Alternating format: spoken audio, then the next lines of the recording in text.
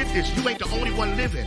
You are also living for the people who are connected to you. And if you don't take seriously the weight of the people who are coming, you will live carelessly and self-centered, and you will mismanage the doors that God gives you. Preach, man of God.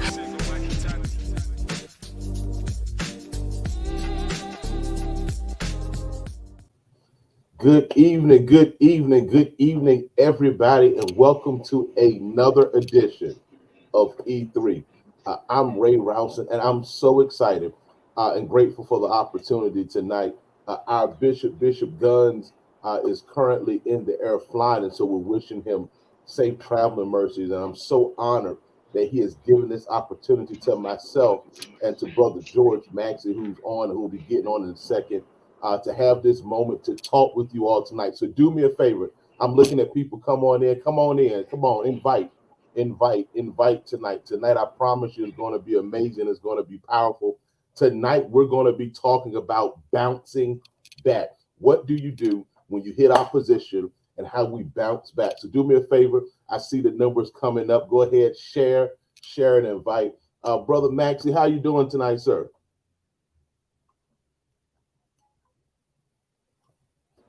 Doing well, Brother Ray. How's things going with you, brother? Man, I can't complain. So honored that Bishop would give us this opportunity to kind of have this time to share tonight about bouncing back. So listen, everyone, it is our prayer that your day has been amazing. Again, we're so grateful to Bishop for this opportunity.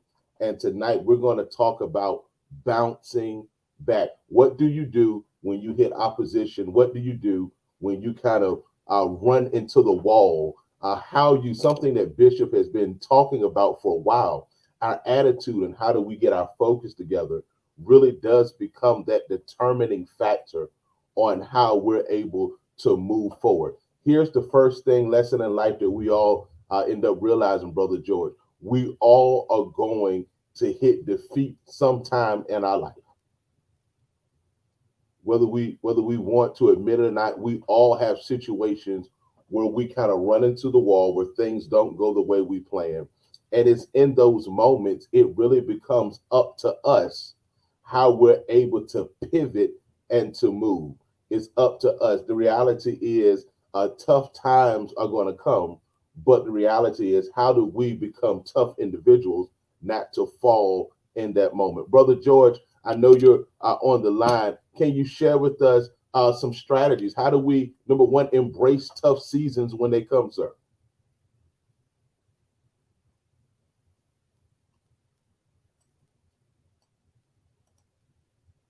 No problem. While he's getting on, here's the truth. I see people coming on. Continue to invite and share. General George Patton made a statement once that is so crucial to me. General George Patton, and it's kind of the mantra of my life. This is what he says. General George Patton is quoted as saying, "Success is how high you bounce after you hit bottom." Success is how high you bounce after you hit bottom. The reality is that we're going to hit situations, we're going to run into situations that would seemingly make us fall flat on our face. But the reality is, for us, those of us who are determined, those of us who have that resilience, it requires us not to stay down, but how do we get up and how do we continue to maneuver? I want to share with you that the number one thing in my life that has been used for me in the seasons where I hit those tough times is resilience. Resilience. Do me a favor, somebody type it in the chat. Resilience. Having resilience. And here are three strategies, and when Brother George gets on, we're going to kind of dialogue and chew a little more on it, that I've learned that helps me. Number one, we have to practice acceptance. The reality is that all of us are going to hit moments, all of us are going to hit times where things don't go the way that we want.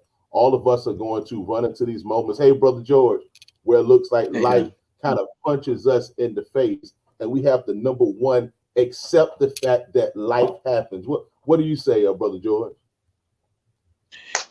You know, you're absolutely right. Can you hear me, brother? Yes, sir. Okay. Yeah, you absolutely. You got. It's just part of the process. But We're going to hit those walls. And what does that actually look like? What does that actually mean when that does happen? How do you bounce back from that? But more importantly, what did you learn from it? You know, when you mentioned that quote about General Patton, the thing that separated him from many other individuals is he learned from his failures. He studied his failures. He studied the failures of a lot of other people too, and why they failed. So he won't make those same and making those failures. Sometimes when we have a failure, we wallow in that failure, but we don't take the time to learn from the failure, because in failing is where the agent of change comes. In failing is where we learn about our level of mistakes in life and how we can build on it. Just talking just the other day with a person that's saying, yeah, I've been in multiple relationships, but the common denominator was me. So I had to take time from being in relationships and get myself together so I can then now help others, and more importantly, help myself. So when I get into a future relationship, I won't continue making that same mistake again. You know, so I think is that, you know, really taking the time to study the process, learn from the process, build from the process, and realize that failure is something that happens. But what do you do with that failure? Do you just let it happen and say, okay, that happened, and just choke it up as, okay, I failed, something went wrong? What do you do with that failure? In what way do you allow that failure not dictate who you are? Because no matter what, we are God's children, so we are all winners, no matter what. But do you allow that failure to allow you to grow? You know, it's almost how people say, like, you know, my wife was growing roses, and, you know, she said, you have to prune them. You got to cut them down. And he said, I said, cut them down. Yeah, you got to cut them down so you can grow back even stronger. Well, it's the same thing with failure. You know, you get cut down, but the question is, are you going to grow back stronger? Are you going to grow back weaker? Are you going to learn from it, study it, and say, okay, these were my mistakes, and having that frank, honest conversation with yourself, and allow people to have frank, honest conversations with you. I think that's important too, that you're accepting that level of criticism. It's okay to be criticized, even by your enemies. It's okay to be criticized. Take it for what it's worth, and allow it to build and shape you into a better person, because you realize there's a reason why something did not go the way it did. And it's okay that it didn't. Just learn from it and grow from it from that perspective. I think what you said is so apropos. You said that you learn not just from your mistakes, but mistakes from others around you. Yes. And you use that. And while you were talking, the thing I thought about is we have to, when we have those moments, and you hit it on the head, reclaim that personal control, that we don't become defined by that moment. We don't become defined by that situation. But as you said so eloquently, we use that to continue to reshape who we are. Yes. Almost like that, almost like the player. So I'm thinking about, I remember, was it last year they did the series on Michael Jordan that came out, and it talked about his season. And what was interesting is, in Brother George, they lose the NBA title, and the next day he's back on the court. Yes. That he's taking that personal pain, that personal anguish, and he's rechanneling that to go ahead and to allow that to put him in a perspective to say, I won't lose like this again. Here's what's interesting, what you said. It doesn't mean we won't have situations where we won't lose anymore. But if I'm gathering correctly what you're saying if we're able to make that a discipline and a practice, I may fall, but I'll never fall here again. Correct. And if I do fall, I won't stay down. That's it. I'm going to tell you what's interesting. I won't fall. If I fall, I won't stay down. I will pick myself back up. I will clean myself off, and I will continue moving forward from that perspective, because, you know, it's just part of life.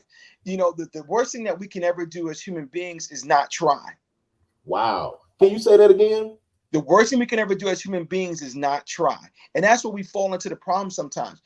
We're so afraid of the pain of failure that we don't even try. You see it happen in the classroom all the time, where a teacher may ask a student a question and they say, I don't know. And I'm like, I don't know is not an answer. It's either it's not about you not knowing something, it's just you not attempting something. There's nothing wrong with the attempt, because in the attempt, you may be right. In the attempt, you may fail. But it's the fact that you made the attempt. And too often we remain so stagnant. You know, we do it in our relationships, we do it on work. You know, sometimes we tell ourselves no before we let the person tell us no. I want to be a believer. Why not try something? Well, they're going to say no. Well, how do you know? You know, it's best for the person. Let them tell you no. Don't tell yourself no as you guide this thing called life. Because life is not easy. It's not simple. There's no rule book to it. All we know is that we got our faith in God. And as we walk in faith in God, that you know what? He's going to guide my steps, but I'm going to put myself in the best position possible that I can have good outcomes. But will every outcome be great? No. But will every outcome be a learning process? Yes. And I think you're hitting it on the head. It's almost like when we hit it and you're talking so well, I don't want to stop you from talking. We have to recondition ourselves to set new goals. Yes. I hit it, I'm bouncing back. Here, I'll say this. It reminds me of this, Brother George. Growing up, I had one of those. My parents bought me those little inflatable punching bags. Mm-hmm. And I used to love them things because we would back up, me and my cousin and my brother, and we hit it as hard as we could. And no matter how hard we hit it, it fell, but it always came back in position. Mm-hmm. That no matter how hard we called ourselves kicking it or hitting it or trying to wrestle it down, it always got back up. And I think that is the story within itself.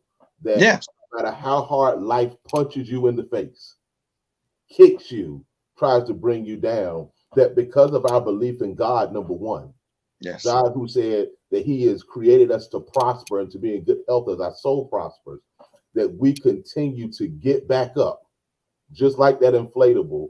And here's what I love about it. What it does from a spiritual end is it becomes a reminder to the enemy that it doesn't matter what you throw at me, because with Christ, I can do all things. Yes. And it allows us to be able to let the enemy know that you hit me with everything you had. And here's the truth. It may not have been easy to get back up, but devil, I want you to know, just because you hit me, you can't put me down. Correct. Through Christ, I'm bouncing back up. Absolutely. And I think that's so amazing. I think that another thing, and I want you to, if you can dive into this, that bouncing back may require is seeking help. Yes. That you don't have to do everything on your own. Absolutely. And I think you make such a great point with that. You know, absolutely, our faith in God becomes primary. Our faith in ourselves becomes secondary. But also that third thing, our faith in others too. You know, too often, you know, you already heard this term, you know, man is not an island, you know, and that's true. We're not an island. We don't, you know, what do they say? You know, people went through more hardships when we were during the time of the pandemic, when people were isolated at home. And isolation is not good. It actually hinders and it hurts. So what does it look like to trust? Wow. Realize that I got to have trust in man. I got to have sometimes some level of trust in other individuals. I got to have trust, but I may have to use my spirit of discernment more often in who I trust and what I trust in. So yes, that's God guiding your steps. But again, I think it becomes so important because, you know, even with Jesus, you know, he had his 12 disciples. He had his boys around him. You know, that lets you know that, you know, it's his, lack of a better term, is entourage. We all need to know who's in our entourage. What does our entourage look like? And do we trust our entourage with those courageous conversations where I can share with them and they can share with me, and I'm not so thin-skinned that I'm gonna be upset by what they may say to me, but I'm actually gonna listen to what they say because it gives me a level of value. So I think that does become important, is that my ability to trust others and the decisions that are being made. It's almost like, you know, you go to a court of law, you have to be able to trust your lawyer. And he even have it said that whatever I say to my lawyer, even if I say I did it, he cannot testify against because he's my lawyer. So the question is, who's your lawyers in your life? Who you can trust that you can share with them and know that whatever I say to you, it's going to be between us. It's not going to lead us room. And I can get sound advice from you, and you can help me and guide me and steer me in my progress in life. So I think that becomes important from that perspective, is identify those individuals. And sometimes we also, as parents, have to learn and teach that to our children. What does good trust look like? What does it mean identifying what does a friend look like? And when we use that term friend, we use it so loosely now. Is no, what does that really mean? Is that person that is going to be there? But more importantly, I trust them in regards to where they're at in life. And I trust them in regards to their walk with God. I trust them in regards to how they're trying to improve in their life financially, economically, mentally, spiritually, educationally. What does that look like for you? Who are those people in your circle that look like for you? And I think that becomes important. I think you hit it on the head. I know time is closing. I want to turn a corner if I can, Yes, Brother George. You and I both, and Bishop, through his heart, to save young Black men. yes. In following Bishop's heart, and saving young Black men, and we're talking about bouncing back. I could not end the conversation with us talking about how do we show our younger African American men how, despite the areas that life has hit them, how they too can bounce back.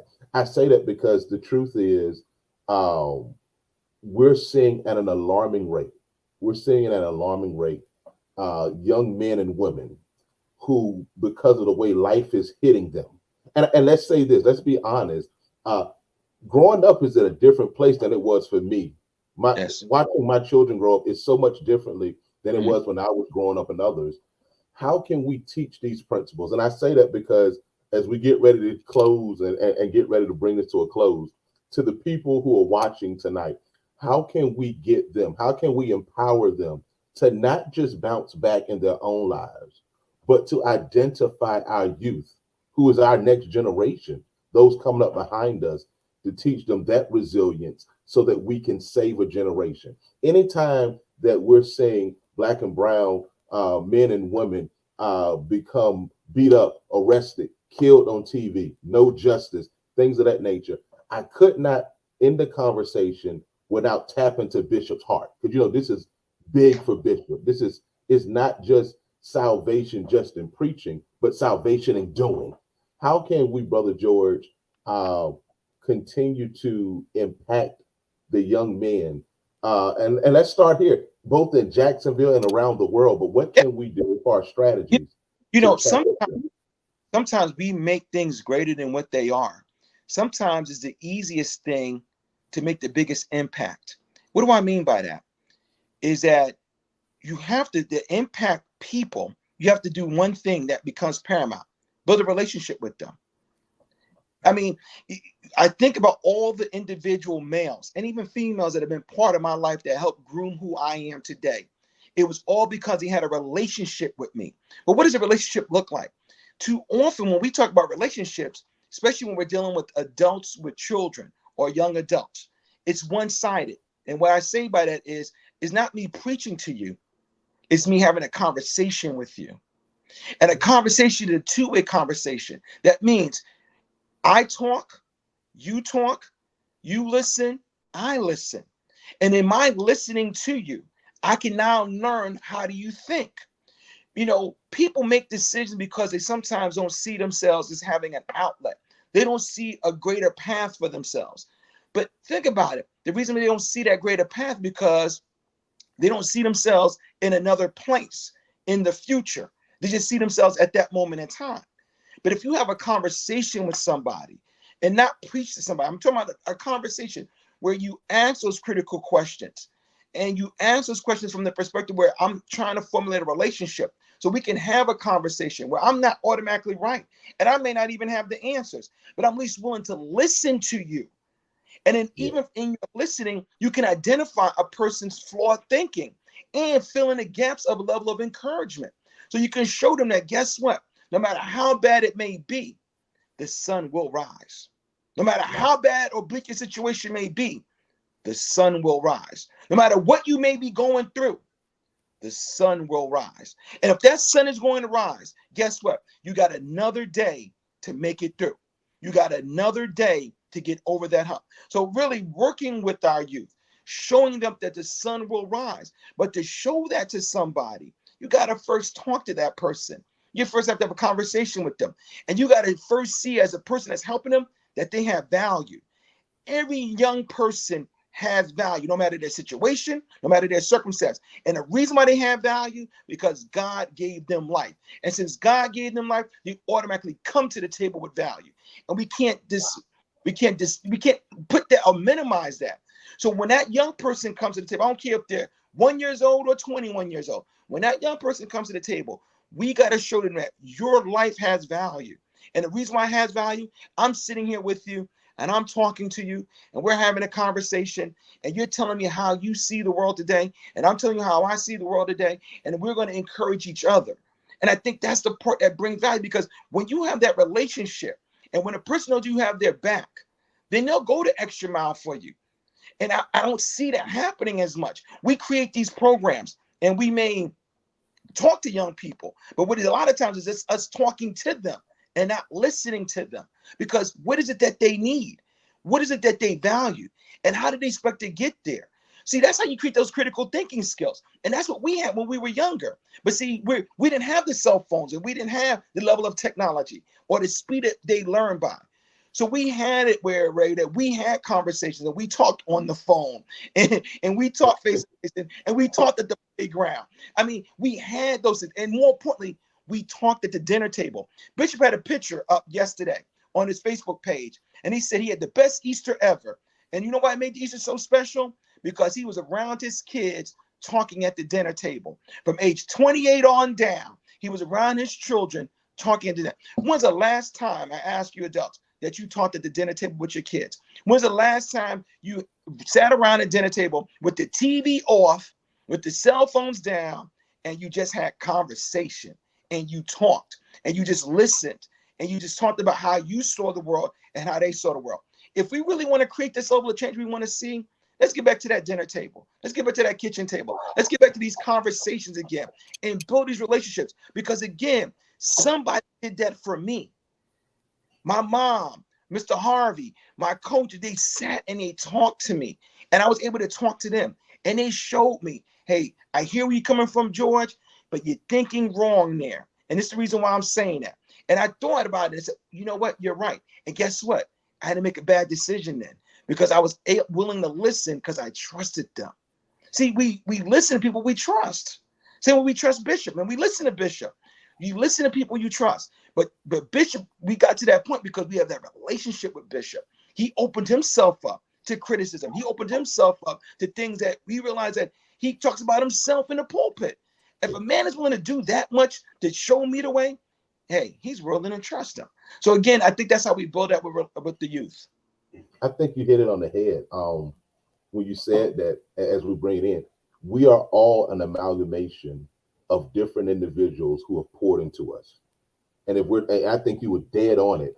For us to go back and to show our youth, our generation, our young black men and women, how they can bounce back. Because you're right. They're hitting stuff in their life and they're hitting it to teach them. It requires us to invest the time. As we prepare to close, I want to thank you for your time, for logging in and sharing with us. And we want to thank Bishop again for this awesome opportunity to speak. Take tonight, between tonight and the rest of the week.